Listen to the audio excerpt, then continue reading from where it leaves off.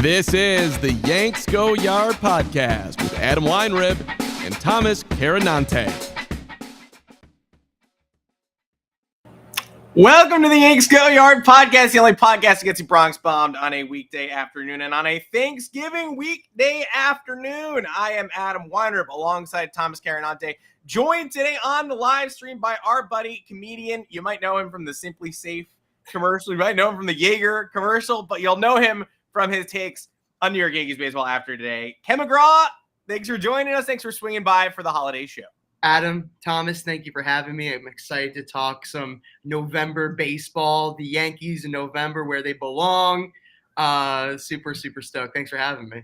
Of course, we can't wait to dive into it all. Not a ton of news broke between Thursday's show and today's show. The Phillies went and grabbed Aaron Nola. The Yankees took care of some roster trash and actually non-tendered and traded some people on Friday before that deadline. We'll talk about all that. We'll get to know Ken a little bit, of course, as well. But before we have any fun at all, fun is banned, until Thomas Carinante can read off today's ad for Sleeper Fantasy. Thomas Carinante, take it away.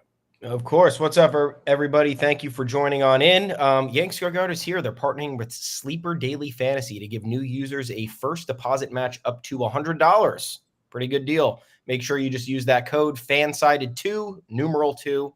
Got to make sure that's correct. When signing up to receive that deposit match, please remember to always gamble responsibly. Very important. Scan the QR code on the screen to see if you qualify. It's right there in the top left corner. Man. We are here. We got some Italians to talk about after yesterday's football games. We got some Yankees baseball to talk about. Where are we starting? I think we should. Well, why wouldn't I think we could talk Giants and Yankees at the same time now because we're also tortured Giants fans, both of us on the show as well as you. And we're watching this very bad football team, rooting for them to lose, I guess, but that feels disgusting. And so we're also rooting for them to win. Yesterday, Jersey's own Tommy DeVito was actually good. Wasn't even like fake good, was really good and beat the Commanders. Giants win. So on the Italian New York athlete power rankings, where is Tommy DeVito in comparison to Anthony Rizzo, Dante DiVincenzo? Like, we've got some good Italians in the city right now, and one of them was victorious yesterday. So Tommy DeVito, excuse me, fits in perfectly with the other New York Italians, I will say, because he's kind of like representing a forgotten borough of New York, which is like the Jersey Italian. You know, it's like a New York sports. So it's like Mike Piazza, he's got Queens. Rizzo's got the Bronx. DeVito, he's got Jersey pretty locked down now. So I think they got to erect some sort of statue in East Rutherford or something for him at some point. Or give him some sort of Rocky statue. Yeah, it's less funny when he wins. Like this stuff like, oh, I live with my mom and I eat chicken parm. It's like, that's what Italians do, I guess. Like, and it apparently, it apparently works. Yeah, no, I think there's a 100% chance that Tommy DeVito is going to be the Grand Marshal for probably like the Columbus Day Parade next year or something like that. Like, there's no doubt in my mind that they're going to really try and like get this kid for every ounce of Italian that he is. Well, and it creates a war of the states too, because I mean, we know the Sopranos, New York, New Jersey. Those are not friendly no. Italians by any means. So if Piazza has Queens, Rizzo has the Bronx, like that's probably an alliance. And then you got DeVito out in Jersey, I guess, eating chicken cutlets in his parents' basement. It's kind of funny. I'm sorry. No. Imagine if he just threw the fucking ball once against the Jets. We'd be having a whole different conversation over the last once. I think we'd be having a lot of different conversations if just like one thing went different in I think every game leading up to this. Like if we scored that last touchdown against the Bills, we'd have an extra win. If like there's so many different things that like that could have just happened, just like on the smallest scale, like truly a butterfly effect that would have just like maybe even without Danny given us playoff hopes right now. Like we would have like the Josh Dobbs effect right now or something like that, where it's like, oh, this kid out of nowhere, the Brock Purdy effect, where it's like, can this kid do something? Like they're a pretty good team, like, but just because like we kind of dropped all those like, you know, last second, you know, there's one thing to get blown out. We've gotten blown out this year, but then there was also so many close games that we did lose. That was like, it'd be a completely different conversation. Then there would be like, oh, they should tank. And it's like, no, like as fans, we don't want to tank. We want good players. We want good teams. But, you know, I think we all know here, you know, from the years of contract talks and stuff, like we're kind of like, not say stuck with Danny, because I'm a Daniel Jones sympathist. I am sympathizer. I think the kid's never been – I say kid because I'm 32 years old. All athletes are kids now. Yeah. It's kind of – I didn't think about that. It's kind of like watching these people. It's like if we went back and watched a high school football game, it's like if you meet these guys in the street, you're like, oh, I'm a big fan. They're like, thanks, weirdo. But like Daniel Jones is signed for a 4-year contract. I'm sorry. If Danny comes back next year and then we have that opt out, let him go one more year. Get players around him. Just keep building the team because the quarterback class could also suck. Like, as always. Yeah. Well, the teams that root for the teams where the fan base always roots for the team to lose end up picking high every year, but the brain trust is stupid. They put together a bad team in the first place. They pick wrong and the team still sucks. So like what you want is for Brian Daboll to prove he's a good coach and is not like going through some sort of medical emergency that results in loss of brain power. He was great yesterday. Yeah. It seems like the coach of the year from last year might be pretty smart. You want the GM to prove he's got, what it takes, even though like Evan Neal bust pick, Micah McFadden good pick, like Wan'Dale Robinson good pick. Like they're seeing some good picks here. And you just want representative sample sizes. You don't want to get crushed every week. And like, trust me, everybody. And this goes Giants, Yankees, Knicks, all of these New York teams, because people want the Yankees at 82-80 to just tear it down to the studs. Like, not good enough. Let's go 60 wins next year. And like, it's really hard to dig out of that. If you hate Brian Cashman, then you're going to hate him even more when he's trying to build a World Series champion out of a 58-win Oakland A's roster. Like, it's not that easy. And, it's a valid concern. It's also not like the Giants pick isn't going to be really high. They're not going to win 8 in a row. They're going to pick 2nd or 5th. Like, so enjoy the win. Don't waste your energy rooting for them to lose. It's all going to even out at some point. Well, the Yankees fans think if the Yankees lose more, like there will be a reckoning, like Brian Cashman gone, Hal Steinbrenner selling the team. And it's like, that's not fucking happening. So root for them to win, because if you're going to watch them lose and then you're going to oversee the same regime, try to rebuild a team from square one, which they have never kind of really done because they've never been in that position over the last 30 years. So now you want to undergo some experimental phase with who? A random Rays executive. David Stearns, I guess, was the only one that kind of fit in the mold of like, can definitely build a team up and has the makeup to be like a bigger market executive, but it's not realistic anymore. So stop rooting for the Yankees. Stop rooting for your teams to lose. That's the moral of the story. Also, overall, I'm sorry, I didn't mean to interrupt. I feel also if you are a good team, good players will want to come play here. Like, you're not going to get the Juan Sotos or the Otanis, which we're never going to get, of the world being like, I want to go play in New York if we suck. You think Sotos are like, oh, you know where I can go live? Kansas City. Like, no. Like you want to, like, you want to win. We've been so close for so long, and we just haven't, we've been injury ridden and like just like dumb bonehead moves, like front office and do lineup stuff. But also it's like, we're still a good team. Like, even like in a bad year, we're still an above 500 team, which is huge for a lot of like teams. So overall, it's like, if you are good players will want to come. And then if you are good and you have a great farm system, you can trade for better players too. Like, just get them out of here. You don't need them. Yeah. Aaron Nola did take the money this weekend, right? 172 million isn't nothing. He didn't take a low ball offer from the Phillies to stay, but he was pretty explicit about saying Philadelphia is where I want to be. All they have to do is match it. And that's because it's become a really appealing destination for players. It's happened Trey Turner turned down $80 million in San Diego, an organization that is run by someone who really cares. Peter Seidler last year was running that organization, someone who really cares, but was a dysfunctional clubhouse. He had family ties to the Philly area. He wanted to be, it's left us, I know you feel this way, like very envious of Philadelphia. We could be that again, but ultimately, Aaron Nola going to the Phillies, just because the Yankees were interested in him, according to John Morosi like 5 days ago, does not mean they were in this conversation. It's not like we're bemoaning a big lost opportunity here that we did not sign Aaron Nola. But all it did for me, Ken, I don't know if you feel the same way, is just make you more jealous of what Philly has, which is time and again, people being like, it's a great place to play. I don't want to leave. I'm going to stay, which like I thought that was the Yankees. That's what Bernie Williams almost was a Red Sox, but wasn't, because he was like, I'm going to give George Steinbrenner one last chance to match because I don't want to go anywhere. Now that gold standard seems like it's Philadelphia. Tommy, do you have any? Because I can say one second. No, go ahead, please. I'd love to hear you. I actually love that he stayed in Philly because it actually forces the Yankees to have to make moves.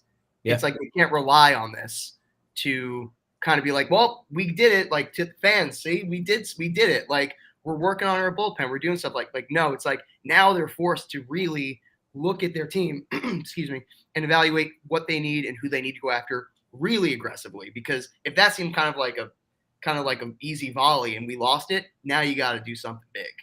Yeah, and Yankees' interest never matters. We talk about this on every show, like, oh, Yankees are interested in so-and-so. It's like that doesn't hold any weight. The Yankees just simply have to, especially for a free agent like Aaron Nola, or, when the time comes, a free agent like Juan Soto, the Yankees need to be the top bidders. And they especially need to be the top bidders because they haven't met the standard with which they're used to playing to over the last probably, better part of 4 years when you bake in the underperformance and the disappointment in the playoffs. So, like, reporters, insiders telling me they're interested in Aaron Nola. Sure. You know what that means? That means you have to offer Aaron Nola a $200 million contract because that was what his initial, high-end asking point was.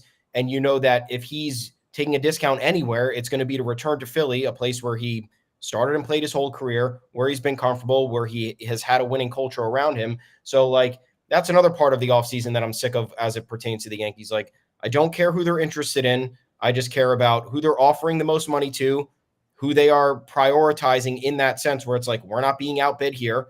This is our guy, kind of like what they did with Garrett Cole in 2020. I know that was a little bit of a different scenario because what was his market? 3 teams. Us and the Angels. Yeah, exactly. And like the Dodgers wanted to get him. They wanted to do a bullshit deferred contract. And like, look, the Dodgers were in on Nola too. Sniff them out. The Braves went $162 million.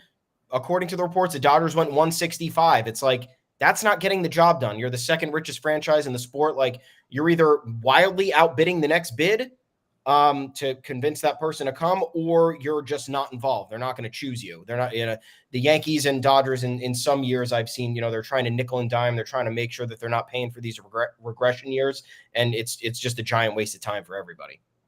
And don't let Cashman talk to your manager. I think that's a big one.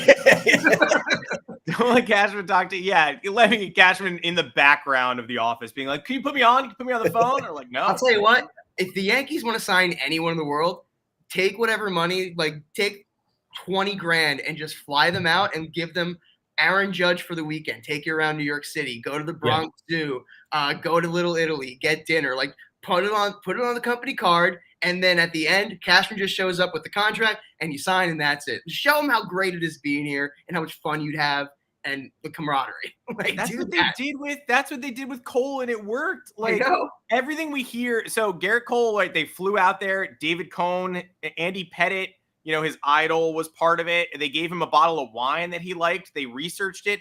How are we? That's where we were in 2019. Now, 4 years later, intricate strategy, well-researched. And now this year, it's like Brian Cashman accidentally tells Power Agent that his client sucks. Like 4 years later, everything is so polished to just like a Trump tweet ruining a relationship. Like, that's where we are. Look, we're going to be, you might want Aaron Nola now. And certainly if you put Aaron Nola on the roster, I don't think a lot of people would complain.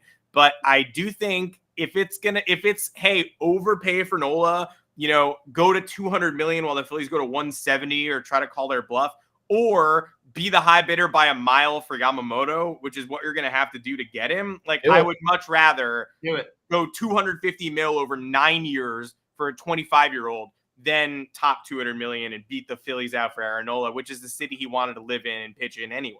Yeah. I don't know. Yamamoto's still my guy. Like, how does that affect the market? I guess we could talk about that real quick before we have Ken give us the Yankee spiel. But let's dive in right here. How does this deal, when he first, I guess, reportedly was looking for 7 years and 210 or whatever it was, like, I was sitting there being like, wow, that's probably 260, 275 for Yamamoto. Now he signs for 170. It's a little bit more manageable. But I think, like, at this point, if there's a desire for some of these players to, I guess, have the longer term security. Like I think the Braves and the Dodgers offered him 6 years, and he wanted to stay, I guess, in Philly longer, and then it helped Philly out to lessen the AAV hit over the years. Like, yeah, you're like, is 9 for 250 the answer for someone like Yamamoto? It's seeming like if Nola's good. I have no issues with Nola. He's not an ace. He's more of a crafty pitcher than a power pitcher, which I think it affects your value in the free agent market. So now I guess it also depends what Blake Snell's going to get. Does he get more than Aaron Nola because he just captured his second Cy Young and he's a lefty and I think he's a year younger. So I think maybe Yamamoto's waiting for Snell to sign and then they're really going to figure it out, because I think if Nola's getting 172 or whatever it is, Snell's probably getting 200, right? Yeah. Yeah. I think I feel like it depends where he's going to sign and what they have already on their payroll, but like before anything, like, if Snell goes somewhere with, big market talent, it's going to be hard, maybe a little easier, but if not, maybe a little harder to get to that 200 just because there's so much money wrapped up without hitting that luxury tax. So I don't know. It's like, do you want to bust the luxury tax on Blake Snell, or do you want to do some other big moves is the big thing? And, are you willing to? Yeah, like Red Sox every year, we're like, oh, I can't believe the Red Sox are getting that guy. If the Red Sox don't get like a Blake Snell or like a real ace this year, they're actually in trouble. Like it's not like a luxury. Like, oh, they did it again. Now, if they don't pay through the nose for one of these guys, you enter next season being like, that's a disaster in Boston. So they're gonna have to pay for one of these dudes. I'm sure they'll push Snell's money up. I'm sure they'll probably bid on Yamamoto. I personally still think the Yankees should just go wild on Yamamoto. If his agent was sort of indicating that, hey, money talks, whatever, then great. Let's let money talk in that instance. There's a great Twitter moment over the weekend, too, where the site just should not exist. We had a tweet from May. Twitter? Yeah, no more Twitter. We had a tweet from May where we were talking about Snell was struggling in San Diego. And when the Padres came to New York, he put a picture of him and Aaron Judge on his Instagram story. And then Judge posted it, was like, good to see you, brother, or whatever. And we tweeted like, interesting buy low candidate for the Yankees. And somebody quote tweeted it like, buy low, with the like clown crying. And it's like, this tweet was from May. Yeah. It was that. His ERA was like 5. Today. People are dumb. People are dumb. And this is why we get reviews on the podcast that are like, the host was pretentious. It's like, yeah, sorry. The host was pretentious because you're really dumb. Look, Snell has a lot of talent. He deserves what he gets. I'd rather have Yamamoto. Yeah.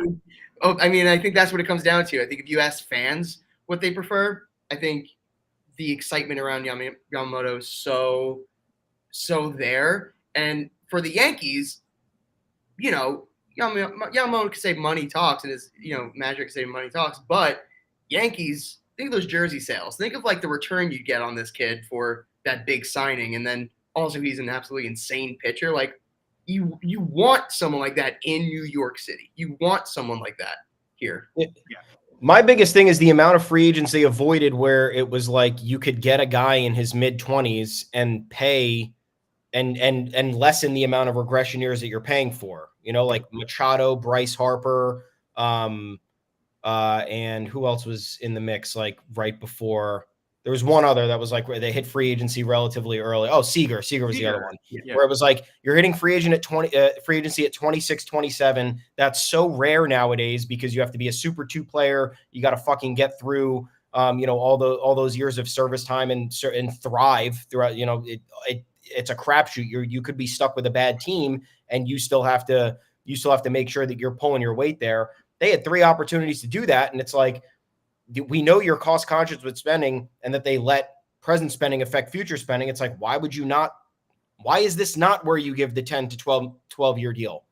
You are paying for 8 years of prime, and then you're throwing away 3 to 5, like whatever. All these other teams are paying, the Trey Turner and Bogarts deals. Those are 11-year contracts. Those guys probably have like 5 really good years left of baseball, and then the half of the entire contract is going to look bad. So that's another reason I'm a big Yamamoto proponent, because, he's been a pro since he was 18. I guess you want to talk about the miles on his arm, or I guess the high leverage innings on his arm. But 25 years old. Like you're getting 7 or 8 good years out of this contract for the most part. And then you don't have to worry about, the back end of whatever. And then you'll have him alongside Garrett Cole for the next, 6 years if they tack on that extra year if he opts out. Yeah. So that's why too. It's like, how many of these candidates are you going to miss on? And then you're going to pay someone like Giancarlo Stanton, who's clearly has a very small window of his prime left, and you're inheriting a $300 million contract. It's like the finances are so out of whack for them, I feel. It's a lot like real estate. If you buy in now and then, a year from now they put, a Benihana in the neighborhood, property's going up. That's the number one property value. I was just also saying Benihana in the sense that I love Benihana, and I think my neighborhood got one when I was growing up, and then I was like, whoa, they're putting a condo development over here now. Everyone wants to live here. 10-year-old Ken was like, hey, can we get another condo? Let's go. And that's the thing. I think overall it's like you got to also look at overall the return. Like we were all saying, you can put him with Garrett Cole for 6 years possibly. And it's that's I can tell you right now, that's not going to win us World Series, but that will help. Mm-hmm. Yeah. And that's why I think you need to look at it, because Yankees pitching has not been great for a while. Ever. So, and I don't know. We still need a closer too. We need there's so many things that pitching rotation and staff needs, but this really helps. Yeah, we thought a year now, we don't know what Rodon is, but what we saw we're bummed by. We thought maybe we wouldn't have to spend on pitching because he'd be an 18-game winner with a mid-2s ERA and 200 Ks, and he wasn't. So it's a shame to have to go back to the drawing board a little bit, but they do have to go back to the drawing board a little bit. Let's we'll put a pin in the offseason because we hopefully we get some movement by next show. We're able to analyze some deals. Obviously there are a ton of needs on this team. Let's get to chilling a little bit. Let's talk to Ken about how you got here, how where your fandom comes from, your best and worst, somewhere in between experiences at the stadium and with watching this team. We gotta do some Thanksgiving stuff, I think, by end of show too. But just to give everybody a background, how did your fandom start? Obviously, you and I, similar ages, we grew up in better times. So it is sort of how did it start? Well, it used to be fun to be a Yankee fan, and now it sucks. But more specifically, how did your fandom really grow? I come from a family of Yankee fans, so it's kind of the easiest, most best way. My grandfather, when he retired, sat in front of the TV and watched every game and was damn proud of it. He was like, I watched 180 games this year, shit like that, where he was a fan. And my earliest memory was me, my grandfather, my uncle, and my cousin. We were both really young, going to the old stadium, having third baseline seats. And it was just I'll never forget. I felt like I was walking into a kingdom. It was legit. It felt and that was the old stadium, but I used to watch it on TV, and then it's now you're there, and it's just straight up it was a dream. I was well, oh wow, the batter's eye of just the big black seats in the center field. They really do they're huge, and why do we have them? I don't know. I'm a kid. But I think just that's where my fandom stems from, is my grandfather, and I played baseball for Little League for 13, 14 years, and very much just fell in love with the game itself, and to grow up, and before being an actor, I used to get books on Derek Jeter, and I wanted to be a Yankee before I wanted to be an actor. And I think time's running out on both. You also you're from Yankees legend, Little League baseball. You're from Yankees legend Todd Frazier's stomping ground. That's it. So. I played for Toms River East Little League, which is now the field house is called the Frazier Brothers Field House or something like that. Because he is from my hometown. My very good friend's brother played on the World Series team with him.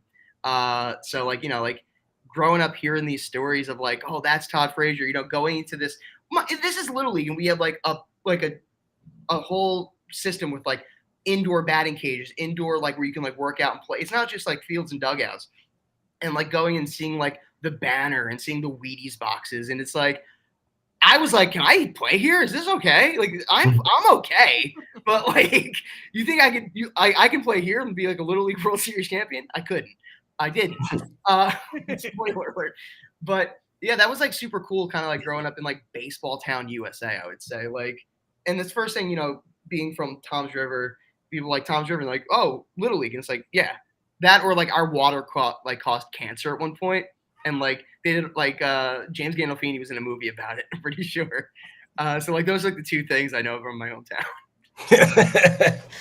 How about you mentioned the old Yankee Stadium, obviously, and that how elicits a lot of good memories for you. And you're mentioning the Todd Frazier thing, where I think like some of Yankees like exceptionalism of yesteryear has kind of gone away, and that's happened with the new stadium. I don't think people admire the new stadium as much as they do the old stadium. Yeah, and like, I was wondering about that. Yeah, like present day-ish players ever since that stadium. It's like, who's kind of a Yankees legend? Like, but also just the idea of like you going to the old stadium and being like, whoa, what are the black seats versus people now being like, whoa, what's the Toyota party court? What's the like, Budweiser deck? You want to go up there and get wasted, dude? Yeah. Why is there a big painting of their old dead owner? Are we ever getting rid of that? I don't know. Like, with that? Yeah. I mean, like maybe 10 years, it would have been like good. Then like now we're going to put, I don't know, like a ad for Target up here now. It'd be fun. Like a big Target, like Giancarlo Stanton try and hit dingers and hit the target. That'd be fun. Like, yeah, give us like something like cool. Like, like let's say the stadium has like an aquarium in the outfield. We have like legit like a memorial. We have Monument Park, and like it's sad. We have a sad outfield. Yeah, let's fix that. Yeah, that sucks. That really blows. We should have a zoo out there. Even like the Brooklyn Cyclones have like like the boardwalk in the back and stuff, like cool stuff. Like we need to update. Like I think what? Let's not sign anybody. Let's put all the money that we would into like center field like stuff to do. Yeah, let's get the Marlin statue. Let's see if Jeter will help us import that to Yankee Stadium. That'd be great. Yeah. That'd be great. That is the one thing we don't talk about enough that I can barely even believe though. Like I can't imagine as a kid if somebody was like Yankee Stadium isn't good or it's overrated or isn't nice, I would feel the same way you do, where I'd be like, I'm awestruck by the stadium every time I walk in. I don't care that the staircase is dirty. Like, I don't care that it's kind of hard to get out and the ramp is cramped. I would be like, you're wrong. It's not. It's like the pinnacle. And now if somebody was like, Yankee Stadium sucks, I'd be like, yeah, I don't know, man. Like, yeah, sure. There's a cement moat. Like, it's okay. It's fine. Yeah, I don't know. It feels like it's like when they built. So when we're talking about the difference between the old stadium and the new stadium, and we're saying, Tommy, you were saying, like, who are the Yankees legends now? And like, there's really like no. We have one World Series win there. Great, cool. Like, so we have more World Series wins in this stadium than teams have in their whole existence. Which is cool to say. With that being said, there's not a lot of really good memories. Like Jeter's final season, they didn't make the playoffs. Like it's like they used to make the playoffs. That's the thing. And like if this happened at the old Yankee Stadium, where Lou Gehrig gave that famous speech and like all this stuff, it's like then it's like a little different. Like no matter what happens, like you're like, oh, but it's the history that's here, and that's just gone. And look, I'm a big fan of Disney and stuff. Walt Disney said like it'll never be finished. Like it'll always be changing. That's cool for one thing, but like we gotta start changing, if not the team, then like stuff that like brings the fans back. Like that Aaron Judge burger was good, but like I'm not gonna go to the Bronx 4 times a week to possibly just go eat that and run against a bunch of fucking 99 of them. You're standing in a line for 3 hours, dude. And then it's like all these people on TikTok, because I go to Citi Field every year probably as the same amount of times I go to Yankee Stadium, and because I love the food there. And then these fucking people on TikTok ruin it for everybody because they're like, oh, Citi Field, go to the ice cream cone stand. They got crazy ice cream sundaes. And then I'm like, cool, yeah, let me go there. And then I go and the fucking line's wrapped around. It's down the stairs. And I'm like, this is not fun. This is not enjoyable. It's marketing gone wrong. If the Yankees just decided, I'm going to go crazy, just buy property and make it like in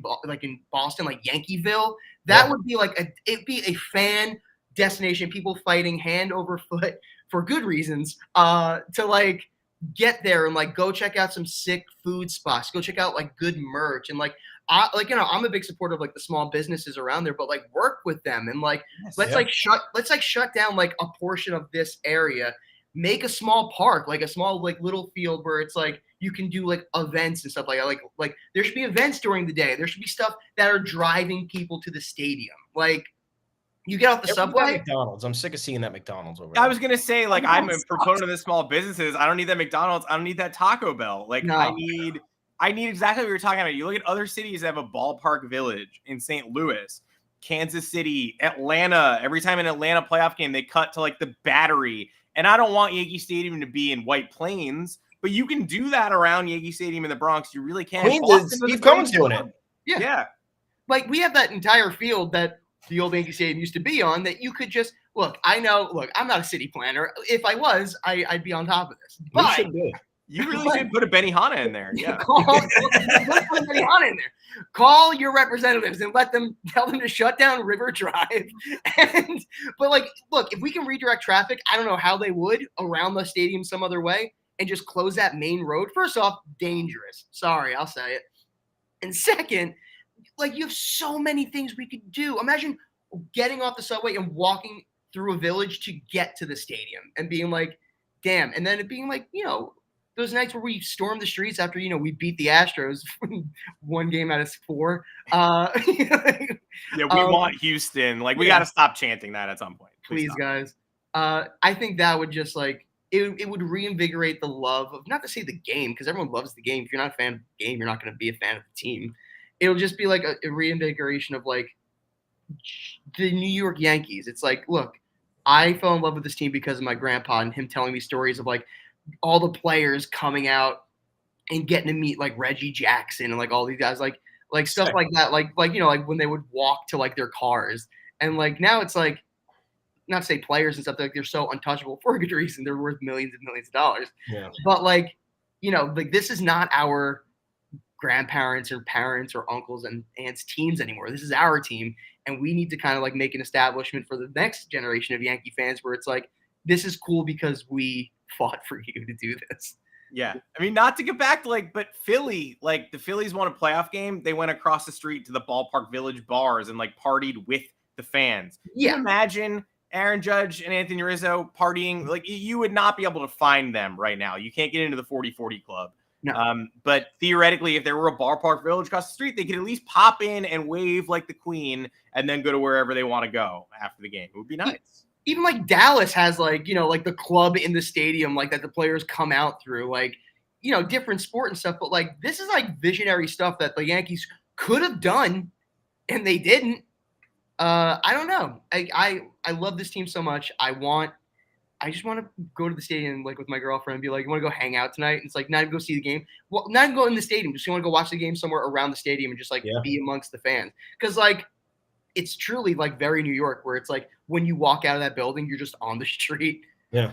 It's like, that's it. Like, we'll go to Billy's. They turn Billy's into a nightclub. Cool, fine, whatever. But it's like there's 2 spots in stands or the bodega. Well, the fact that you can't get in, you can't get in the stands. Like, I want to go to stands. Like, I will ask friends, like, hey, you want to go to the game an hour early to go to stands? And then you go and you can't hear each other. You can't get in. You're in the road. Like, oh, cool. I'm glad that we all drag each other out of work now to go there. Give me a big enough bar where we will have a chance to see Aaron Judge with his shirt off when he gets there. Like when we win the World Series next year, like there should be like we're all partying. We'll take a shirtless Judge after the Yankees come out on like a pedestal where it's like they get the party up top and the party with us. Kind of like where they can sing like New York with everyone going nuts. Do it. I don't want to feel like Jack Black in Saving Silverman where he's trying to party with Neil Diamond and security takes him away. Like, I don't want to be that. I want it to be fun and inclusive and like there's no barrier, like strict barrier between like, I don't even know. It's just like it's everything feels so distant. And I think it comes down to, we talked with Jabba Chamberlain on this podcast a couple of, what was it? Might be months ago at this point. I think it was like 1 month. Yeah. Yeah. 1 month. But like, he's saying like, the communication between the front office and the dugout distant. Feels like the players messaging to the fans also feels different. Like it's not as quality or heartfelt or just like understanding as it once was. The game's changed obviously, but I think it's also on the Yankees to make this more of a inclusive like community as opposed to just like treating the fans as an entity and treating the experience as like, yep, you're coming to Yankee Stadium, you'll enjoy it, and then you're right back on the street with all the trash right when the game ends. Also, like, if the team is also like that distance between the front office, like the week before spring training, like send everyone to like summer camp, play games. We're doing drunk bowling this week. Yeah, like get drunk together, hang out, like have fun, like right before you start spring training. And then, like, I don't know, you'll find like a camaraderie, a brotherhood where you're like, I will go to war for this person, which, you know, they do anyway, but like. Or you'll like know who to cut. You'll be like, that guy fucking acted like an asshole at bowling the other night. He's out, Cashman. Yeah. I don't want to hang out with this person. Yeah, that guy stared at off Cashman, signed him to an extension. That guy stared at the post-strike animations on the bowling screen. Like, we don't need it. He actually watched them. He tapped me on the shoulder. I was like, this one's good. Like, this one's good? Really? Like, we're not going to send him down. We're going to send him to the friggin' moon. Yeah, send him right to jail. I know you had a night at Billy's, right? I did. I got thrown out of Billy's one night. You got thrown out of Billy's? I got thrown out of Billy's. What'd you do? So I'll paint you a picture. So I went to a Yankee game with my girlfriend and some friends, and I was like, you know what? I think I was trying to figure out, like, whose shirt should I wear? Should I wear my Judge jersey, Mickey Mantle? You know what? I think I'm just going to paint a target on my chest. And I'll try and like see if like Aaron Judge can cave my chest in with a home run ball, because I was in the bleachers. And then I became like bullseye guy, they were calling me, and like dudes were hammered, just like smacking me on the back and on the chest, and like it hurt, but I was also like pretty tipsy myself, and I'm like, yeah. And like ninth inning, Aaron Judge threw me a ball, a warm-up ball, and it soared over, and the guy next to me caught it. Good for him. It was his birthday. I'm very happy for that man still. And then that night, we were like, you know what, Yankees won. Let's go to Billy's. So I went in, bullseye and all. Everyone was laughing, having a good time. And then people were coming and be like, you're bullseye guy. I'm like, yeah. I'm like taking photos. It was crazy and dumb. And then I was like dancing, because it's a nightclub in Billy's. Yeah, it really is. And I don't know why, but like my girlfriend was on the couch, and she like jumped up and I caught her. And immediately, the second I caught her, I kind of like spun around like, woo, haha, we're dancing, having fun. Security guard grabbed me and was like, you're out of here. Like, I was like, what are you on fire? Relax. Like, and I was like, why? And he's like, you can't lift anybody up. I'm like, this is my girlfriend. Like, stop. I'm like, we're fine. I'm like, I put her down. I'm like, no, and they legit like pulled me out of there. And like, now it's like, I'm going past a bunch of like people getting with fake IDs, and like, they're like, whoa. And I'm like, get off me. And and that was why I got kicked out of Billy's, and I'm very proud to say that. And now we know why you're maybe a fan of the ballpark village instead of a fan of the yeah. Give me more places to go. If I get kicked out of Billy's, let me go to like Lou's or something. Like I'm going to Lou's, and everyone follows me, and I take their business. Yeah, you know exactly. I mean? Well, Thanksgiving is upon us. I think before we say. You know what? Let's say goodbye to the guys that we lost on Friday, and then we'll say things that we're thankful for. Because honestly, one of the things I'm thankful for right now is that we actually did see some guys get non-tendered and traded on Friday. Jake Bauers, who, look, common Yankee fan refrain just to be like, this guy sucks. That guy sucks. Jake Bauers probably didn't, belong on a winning Yankees roster next year. I'm not really sad to see Jake Bauers go, but the fact that they didn't keep him for depth and instead traded him for two potentially helpful outfield pieces down the line feels like an important moment in Brian Cashman's offseason roster building. Whether it is or not has yet to be determined. But there was a time last year, look, you want the team to get more left-handed? Bauers was a lefty. There was a time when Bauers had an 800 OPS. There was a time when Bauers was carrying the offense in the Dodgers series before Aaron Judge went down, before the season fell apart. They could have easily snuck Jake Bauers in to next season, kept him on the roster, kept him on the bench, last man on the bench. They decided to flip him for assets. Now, they tender a contract to Kyle Higashioka. He's still getting traded at some point, but he survives Friday. They get rid of Lou Trevino. That one's easy. He wasn't going to pitch this year. If he was, it was going to be like a month. So why pay him? That makes sense. They get rid of Anthony Masavich, who, when we're going over who might or might not get cut, he doesn't even make the list because we forgot they even. What would he would have cost? Like $200,000 too? It was like they literally were just like, we could not care. We're so disinterested in having you that we don't even care what the cost is. Yeah. We're not tendering you a contract. But then the third one's important to me too. Albert Abreu, who everyone on this podcast has been like, can't believe they haven't found a better option than Albert Abreu. Anybody could do what Albert Abreu does. 99 miles, center cut. Like, I wrote today Albert Abreu might be the best pitcher in 1971 in Major League Baseball, but right now everybody throws that hard. Most people throw harder. Everybody has better command. There's just absolutely no reason to maintain Albert Abreu on your roster. And he only saved him, 900,000, Thomas. But the fact that they decided to just say, all right, that's it. After a year of not DFAing him, after a year, they let him go and got him back. They've been obsessed with him forever. And he's just gone now. So that's 4 roster spots opened up that you don't have to worry about if you sign a Yamamoto, if you trade for a Juan Soto and a Jake Cronenworth. You're probably going to include some 40-man guys in that trade anyway. But that's 4 roster spots now that have just been freed up for them to do business. So now prove to me that you're going to do real business, sure, but that's an encouraging start. And the Bowers and Abreu move at least took me somewhat by surprise. Yeah, Ken, what do you think? Because I don't want to take all the energy out of the conversation with what I'm going to say. I want you to, because I actually kind of agree with Adam. I think it was smart on our part to do all that because, overall we have to make roster spots no matter what, and then you have to cut even more within the season. So I don't know. It seems like these were the moves that we knew were coming, and now that they're kind of done, now we could just kind of like move on. We can just go towards what the possibility is for signing someone like a Juan Soto and stuff like that. So I think overall, it's just it had to be done. It sucks, will IKF be there next year? I don't know. Probably not. I don't know, but it's someone who I feel like has contributed. No matter what, all these people contributed to a Yankee team at some point, and they will be doing baseball card signings at the end of their career as a Yankee with the first on their resume, because you could say that, and I think that's a good thing. I think we'll miss him no matter what. All right, I'll save my IKF cards then. I was going to trash them all. Yeah, look, these moves had to happen, right? I don't want to give the organization too much credit for doing shit that they should have done, because we've become accustomed to them building a bench of players who aren't very good at baseball, or for making these look, yeah, what Cashman did, getting something for Bowers is great, but this feels like Cashman's ceiling. His ceiling is dealing nothing for like something that might be promising 5 years down the road. And you free up some money here, you get rid of some roster spots there, but any other cutthroat team just would have said goodbye to everybody. Plus, I think some of the guys that we had projected to be on there, we thought Higashioka was going to get non-tendered. I don't disagree with holding on to him to potentially get rid of him and get some trade value in return. I'm a big proponent of just letting Jonathan Loaizaga go. It's a lot of projectability with him and so little certainty.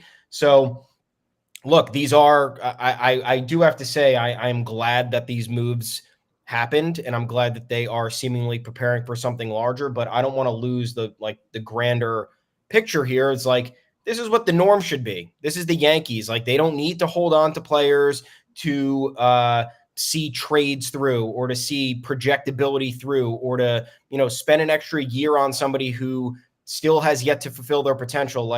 They have the luxury of getting rid of guys sooner rather than later and cutting bait and moving on. And whether that moving on is non-tendering them, trading them, spending more money, whatever it is, that's what the whole appeal is here. You can right your mistakes very quickly, or at least a lot more quickly than other teams have the ability to. So yes, I'm glad with these moves. No, nothing is going to impress me until either A, these moves are rectified with better players, or if we figure out a way to clear more roster spots with trades or whatever it's going to be as the offseason progresses. So I'll say I give them a B+ for the start.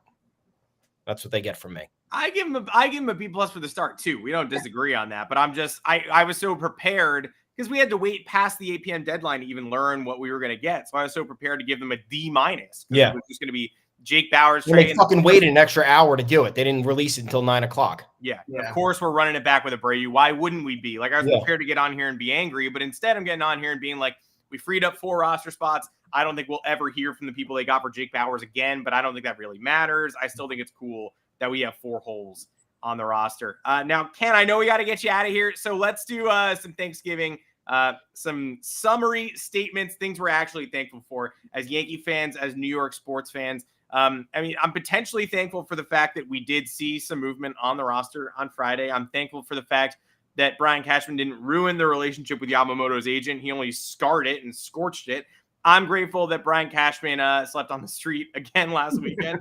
Like we were talking about, gave us some more memes and images. But I don't know, where are you right now? Because I'm actually in a relatively peaceful place. I'm not very thankful for the Yankees' last 4-year decline. I'm thankful for what the Rangers are giving me. I'm thankful for what I'm seeing from the New York Knicks, who are in there's some stat like about net rating or whatnot, where the only 3 teams with a certain threshold are the Nuggets, Celtics, and Knicks. So I'm like ready to enjoy a Knicks season. But is there anything when you sit down at the table Thanksgiving dinner, is there anything Yankees related that you're thankful for or not so much? I'm thankful that, at least through the eyes of social media, Garrett Cole really seems to love it here. I think, he was just at the Bronx Zoo with his family. And that's weird that I just kind of rattled that off. The thing you're most thankful for is Garrett Cole's personal Instagram. Yeah, I'm very thankful that I can look into his life and go, that's a good family. No, I'm thankful because we gave him so much money. And it's it's one of those things where it seems like he truly isn't just doing it for the money. He truly does love being here. He loves New York. He loves, his, what New York is giving him and how we treat him and stuff like that. He gives up the long ball once a game. It doesn't matter. We still love him. But I think that's what I'm thankful for, because there's nothing worse than we've all done it, that we've worked at a job that we hated. We've all done it where we work at a place where you're like, God, this is just a job. I'm going home. I'm going to Netflix. I'm not going to do anything. I hate this place, and that's it.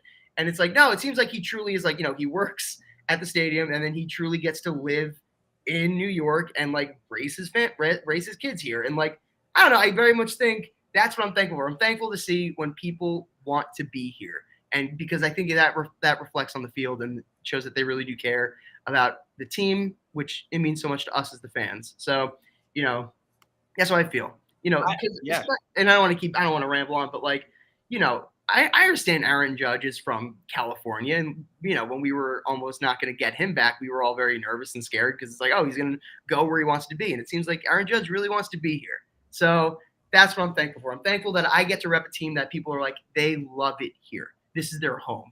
And those two guys are going to play a big part in the next generation and the way that we figure things out, because Cole's going to opt out, but you're right. It does feel like it's going to be a negotiated opt-out. He's only opting out to get more security. Right. He and Judge are going to be integral in the way that they build this operation this year. Thomas, anything, this is the toughest. This is asking a live angry bear, hey, do you have any calm, rational thoughts? But is there anything you're thankful for heading into an offseason where technically we are still empty-handed? We don't have anything to report. Yeah. We don't have any rumblings to report. All the interest is just every agent wants the Yankees interested in their client. So John Morosi's saying all the Yankees are interested in Aaron Nola or any other leaks. It's just yeah, no kidding. Everybody wants the Yankees in the bidding till the end. So we have nothing tangible other than the non-tenders and trades from Friday. But is there anything that you're thankful for at all? I do still appreciate that. I guess there is allure with the Yankees. That was the whole thing with Yamamoto's interest, which is not surprising, but after the last few years, I'm glad it still exists in some capacity. More so, I'm thankful for Brian Cashman's rant this offseason. Number one, it was the most ridiculous thing we've ever seen. Number two, it's a massive win, it's a massive win in either way, right? The baseball community has seen him act like this, and they kind of I think Yankees fans' feelings around him, the front office and ownership, have been validated because that behavior was kind of egregious. And then you have Hal Steinbrenner back him, and then it's whoa, everybody kind of sat here and said that was crazy, and you're thinking that's okay. So it's either Cashman's going to be able to vindicate himself by having a really good offseason and, being able to flip the bird to everybody who he was angry with the criticisms and whatnot, or things will continue to torpedo and it will mark the end of his reign in the front office, and we'll have to start anew with somebody else. I don't know when that'll be or if that'll happen, but it seems like that rant at the GM meetings was a tipping point, and it could benefit us in either of the extremes. So I'll I'll tip my cap to Cashman on that. I hope so. I mean, smash cut to nothing happening, but at least we did have fun with it. You're not wrong. It was a joyful start to an offseason that could be extremely long, and regardless, we'll have a lot of turnover. And so we thank Ken McGraw, our special guest, for joining us today, for giving us a little bit of levity to start an offseason that's still going to maybe get funkier before it gets better. Hopefully everybody who comes and joins the Yankees loves New York as much as Aaron Judge and Garrett Cole currently do, and as much as you and I and Thomas do. Ken, we still love this stupid team, even if they just keep throwing us out of Billies. Hey, I'll be there. I'll be there no matter what in the bleachers, staying far away from the bleacher creatures. So very stoked. Well, thanks for joining us, Thomas. Of course, thanks for joining me every week. Thanks everyone in the comment section for showing up to the show. I got made fun of today. Yeah, we got laughed at. Thomas got made fun of for being what the hell, guys? Being a Mets fan. I can't go to Mets games? Yeah, I don't know. You can go to Mets games. I go to Phillies games. It's no secret. It doesn't take a lot of. You don't have to be the FBI to figure out that a lot of us like to go to other ballparks because baseball's great. But we are very They're like, clearly. this other guy's going to Little League stadiums. I'm like, all right, relax. on Tom's River. What the Talking Todd Frazier around here. All right, we're good. We're good. No drama. Well, we'll see everybody back here next Monday. We're going to be off on Thursday because it's a little holiday called Yankees Bid on Yamamoto Day, also Thanksgiving. And so we'll be back on Monday to recap the week of action. I've heard that the pre-winter meeting's going to be kind of hot, going to be kind of action-packed. So hopefully we actually get stuff to talk about before next show. Stay tuned. Baseball Insiders goes live at 3:30 today to give everybody updates on what could be happening next. But please join us again on the Yanks Go Yard YouTube channel next Monday. Smash that subscribe button, like the video, subscribe to our podcast feed, Apple, Google, Spotify, everywhere podcasts are sold for free. You can get our podcast for $0. And every little subscription, every little word of mouth, it all helps. So thank you, Ken. Thank you, Thomas. Thanks everybody for joining us in the comment section today. Listen to the pod if you didn't watch the pod if you missed it, and we'll catch you right back here next Monday.